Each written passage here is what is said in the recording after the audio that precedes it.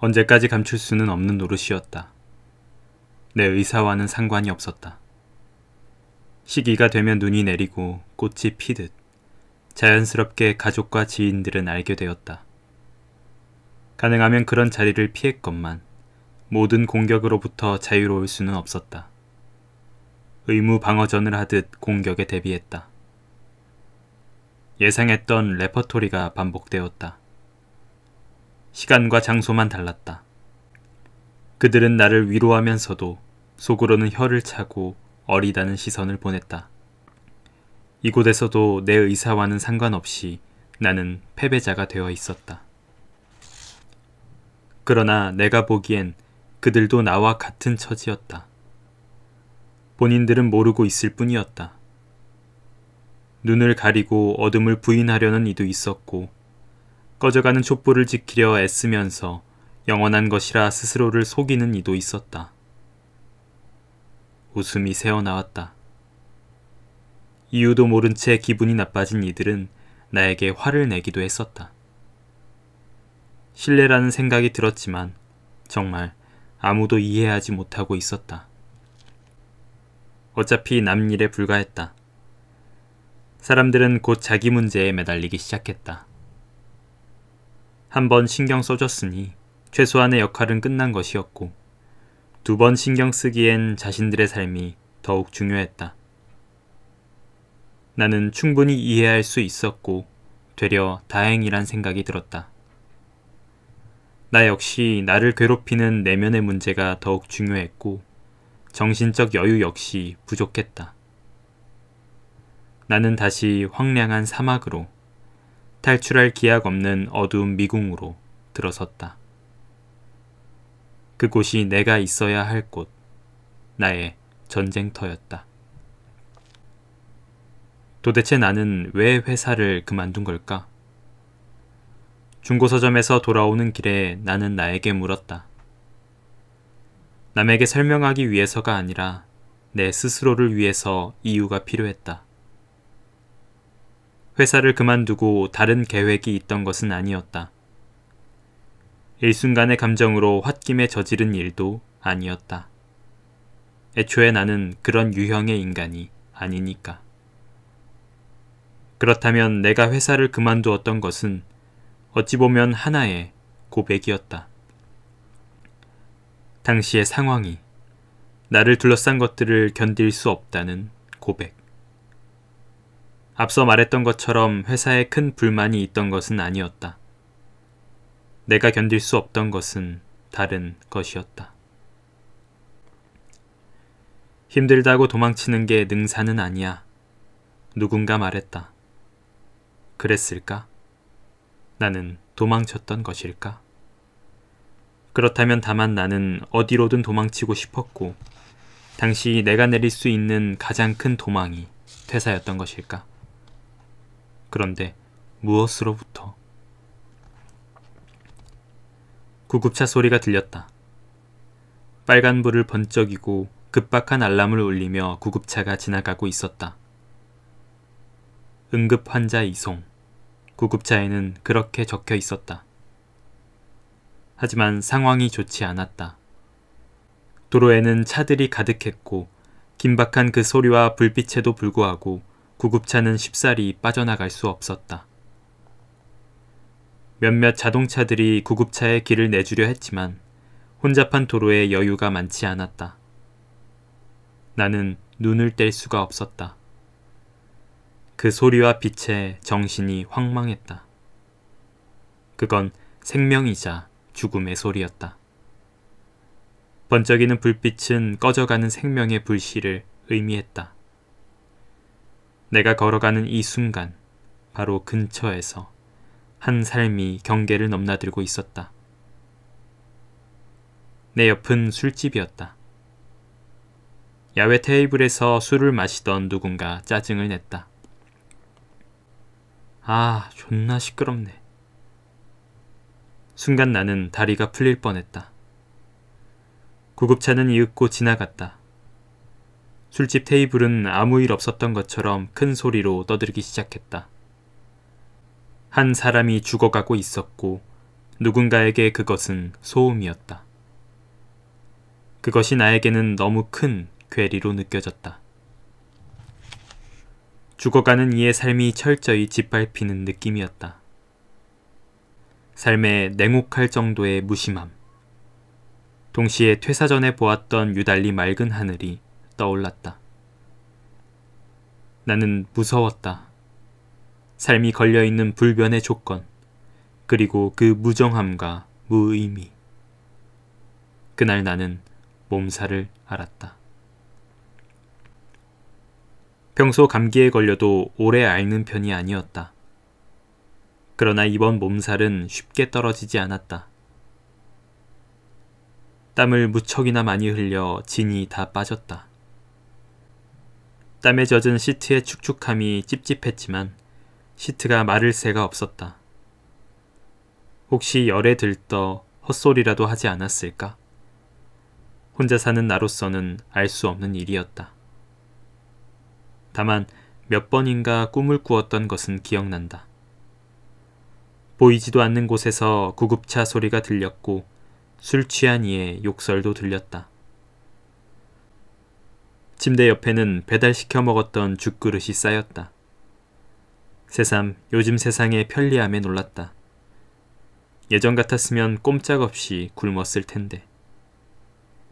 날 살린 건 반쯤은 배달원 아니었을까?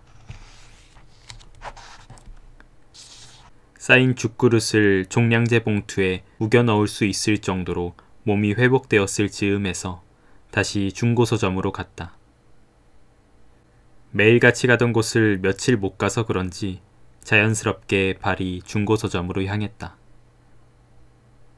그 무조건적인 반사행동에 회사를 그만두었던 다음 날이 생각났다. 이 역시 습관 탓일까? 오늘 들어온 책 몇 권. 매번 신기해하며 서점으로 들어선다. 저 숫자는 사람들이 얼마나 책을 많이 읽는지를 증명하는 것일까? 아니면 얼마나 읽지 않는지를 증명하는 것일까? 아무래도 후자가 아닐까 싶다. 매일같이 수많은 책이 보충되고 중고서점에서 내가 보는 문학화는 크게 달라지지 않는다. 들어오는 족족 팔려서 새로운 것이 안 보이는 것일까? 간만에 왔건만 선뜻 눈에 띄는 게 없었다. 이미 읽은 책이거나 흥미가 생기지 않는 책들만이 꽂혀 있었다. 뒤를 돌아본다. 고객이 방금 팔고 간 책 코너가 보였다. 드물지만 그 안에서 맘에 드는 책을 찾으면 기분이 좋아진다. 누군가가 방금 팔고 간 책이지 않은가? 나와 같은 취향을 가진 사람이 좀 전에 다녀갔다는 사실이 신기했다. 어쩌면 나랑 마주치지 않았을까? 그런 생각도 해본다. 고전 시리즈가 있었다. 한 권을 집었다. 까미의 이방인이었다. 일전에도 읽은 적이 있었다. 주인공 메르소의 언행이 좀 낯설다고 느꼈던 게 기억난다. 같이 읽었던 독서 모임에서도 대부분 잘 이해하기 힘들다는 의견이었다. 내용은 어렵지 않은데 이해하기 어려웠다. 어렴풋하게 무언가 잡힐 것 같으면서도 구체적으로 손에 잡히지 않았다. 그러다 문득 소혜 씨가 말했다. 현성 씨랑 닮은 것 같아요. 누가요? 나는 물었다. 주인공요. 메르소. 뭔가 좀 비슷해요. 느낌이. 그래요? 제가요? 그런가? 고개를 갸웃했다. 메르소나 저나 인간이니까요. 잘은 모르겠지만 비슷할 수도 있겠네요. 고개를 끄덕였다. 봐봐요. 지금도 저 담담한 태도. 뭔가 비슷해요. 하는 소리와 짧은 정적이 흘렀다. 다들 장난기 어린 의심스러운 눈초리로 나를 쳐다보았다. 나는 질세라 말했다. 조심하세요. 날붙이로 저 비추지 마시고요. 다들 크게 웃었다. 나도 덩달아 웃었다. 그래서인지 다시 만난 이방인 메르소가 친근하게 느껴졌다. 누구든 닮았다는 소리를 들으면 그렇게 느껴지기도 하는 법이다. 그런 연유로 이미 읽어봤음에도 책을 집었는지도 모르겠다. 책 표지는 크게 상하지 않았다. 그러나 책의 각 장은 손때가 많이 타 보였다. 손때가 탄 것은 오래되어서 빛바랜 거랑 다르다.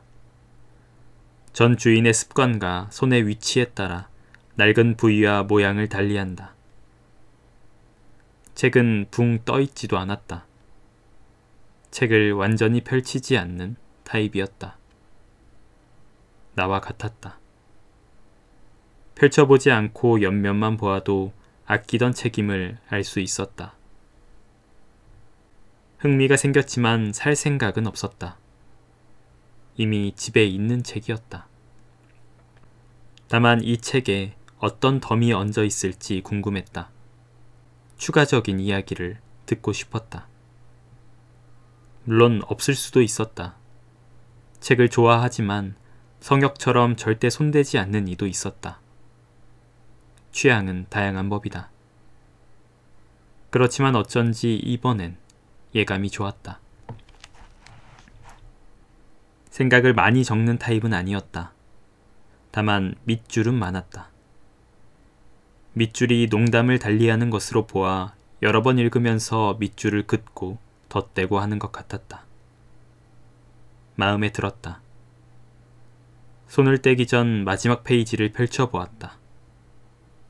좋아하는 부분이었다. 메르소의 마지막 그 독백을 읽노라면 덩달아 속에서 무언가 차오르는 것이 느껴졌다. 그리고 이야기가 끝난 그 여백, 텅 비어 있어야 할 그 여백에 무언가 쓰여 있었다. 바닥을 알 수 없는 심연의 비탈길을 구르는 돌멩이는 무슨 의미가 있는가? 진한 글씨였다. 만년필로 쓴 것 같았다. 쓰다가 망설인 기색도 없어 보였다. 책을 손에 든 채 나는 문장을 곱씹어 보았다. 글씨가 점점 짙어지는 것 같았다. 덤이었다. 그런데 이야기의 끝에서 발견한 이 덤은 작은 것이 아니었다. 이방인이 들려준 이야기만큼이나 무거운 덤이었다. 그 길로 나는 집으로 돌아왔다. 손에는 낡은 이방인 한 권과 검디 검은 문장 하나 들려 있었다. 나는 사로잡혔다. 집중할 필요가 있었다. 집 앞 카페에 홀로 앉아 생각했다. 낡은 이방인을 꺼내놓고 공책을 펴놓고 문제에 그 문장을 써놓고 펜끝으로 두드렸다. 톡톡. 펜이 메트로놈처럼 규칙적으로 공책을 두드렸다. 그 문장을 보면 내가 떠올랐다. 암흑 속에 갇힌 나. 내가 비탈을 구르는 돌멩이 같았다. 돌멩이는 구르는 한 고통받았다. 언젠가 바닥에 닿아 멈출 수도 있겠지만 그게 도무지 언제일지 알 수가 없었다. 만약 바닥이 아예 없다면, 그렇다면 돌멩이는 멈출 수 없다. 결국은 끝없는 추락 끝에 닳고 닳아 사라지게 될 것이다. 이유도 모른 채 닳고 닳아 소멸한다. 하지만 받아들이기 힘들다. 그건 너무나 가혹한 가정이었다. 희망이 무의미로 돌아가는 그런 절망적 상황은 상상만으로도 몸서리를 치게 했다. 그것은 존재의 무의미, 모든 가치의 무가치, 허무의 끝을 의미했다. 거부감이 들었다. 삶이 그런 것일 리 없었다. 그런 것이면 안 된다는 생각이 들었다. 펜을 쥔 손에 힘이 들어갔다. 그렇다면 어떤 것이어야 하는가? 툭, 툭. 학창시절 나는 시키는 대로 하는 학생이었다. 학원을 가라면 학원을 갔고 과외를 하라면 과외를 했다. 그렇다고 완전히 공부밖에 모르는 범생이는 아니었다. 가끔은 친구들과 PC방에 가서 게임도 하고 공부가 하기 싫은 날에는 친구 PMP를 빌려 영화를 보기도 했다. 하지만 학교와 학원을 빠지는 일은 없었다. 당시에 내게 무단결석은 선택사항에 없는 항목이었다. 결론은 이도저도 아니게 되었다. 고등학교 3학년이 되어 수능을 앞두고 진로를 결정할 때 나는 그 어느 학과도 가고 싶지 않았다. 맹목적으로 공부했으니 당연한 귀결이었다. 어디가 좋다는 소리가 들려왔지만 그건 내게 그저 산이 바다보다 낫다느니 하는 소리처럼 들렸다. 산이든 바다든 일단 여행을 가고 싶어야 갈 것 아닌가. 그래서 나는 재수했다. 1년 동안 앞으로 무엇이 하고 싶고 어디를 가고 싶은지 산인지 바다인지 고민해 보기로 했다. 허나 이런 문제가 수학 문제처럼 답이 명확하게 정해져 있을 리 없었다. 때로 어떤 문제는 1년을 고민한다고 하여도 답이 나오지 않기도 한다. 내 경우 역시 마찬가지였다. 확신은 없었다. 하지만 최소한 나는 선택을 할 수는 있었다. 나는 대학 원서를 썼고 발표 날을 기다렸다. 그리고 마지막 추가 합격 날까지 어느 전화도 울리지 않았다. 1년의 시간과 돈, 그리고 노력이 모두 물거품으로 변했다. 그 모든 시간이 무로 돌아갔다. 성적이 부족하여 떨어진 것이겠지만 그 모든 결과를 쉽게 받아들일 만큼 난 강하지 않았다. 갑작스레 여행을 떠났다. 연락은 가족과 최소한으로만 했다. 산이든 바다든 상관없었다. 지금은 그 여행에서 무슨 생각을 했는지 잘 기억나지 않는다. 다만 내가 집으로 돌아왔을 때 부모님의 안심하는 표정은 기억난다. 그리고 거울에는 무척이나 낯설어진 내 얼굴이 보였다. 나는 1년 더 공부했다. 왜 뜬금없이 그 시절 생각이 난 걸까? 잘 모르겠다. 어째 나이를 먹고 책을 읽을수록 모르는 것들만 늘어나는 것 같다. 배가 고팠다. 카페에 들어온 지 3시간 정도가 흘러 있었다. 공책에는 그 질문 외에는 어떤 생각도 단어로 구체화하지 못했다.